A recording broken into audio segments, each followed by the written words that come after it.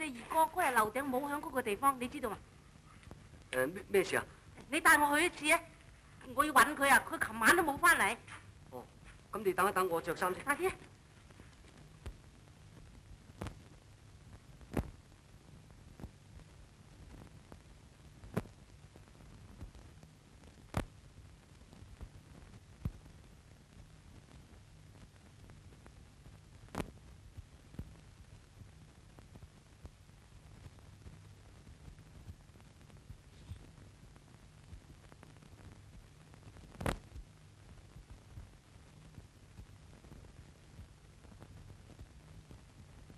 哎呀！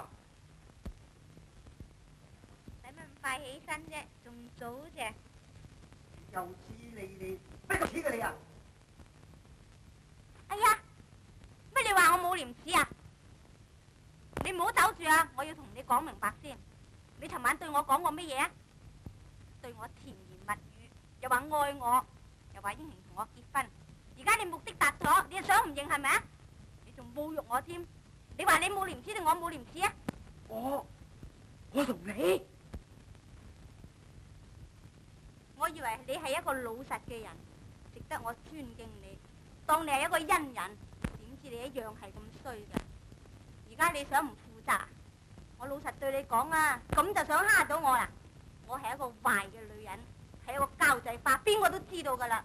如果你咁咪算賴賬呢，我就向社會公佈你嘅醜事，睇下你嘅假面具酸唔酸？我昨晚真係咁糊塗？你問你自己啊！你唔好扯住啊！我要同你講明白，咁樣你係想唔認咩？咁你而家想我點得嘅？我唔使同你結婚嘅，你使咩慌啫？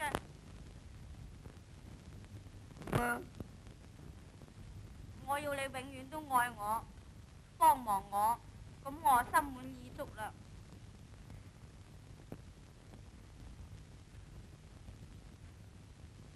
其實男之間嘅事，使咩咁緊要啫？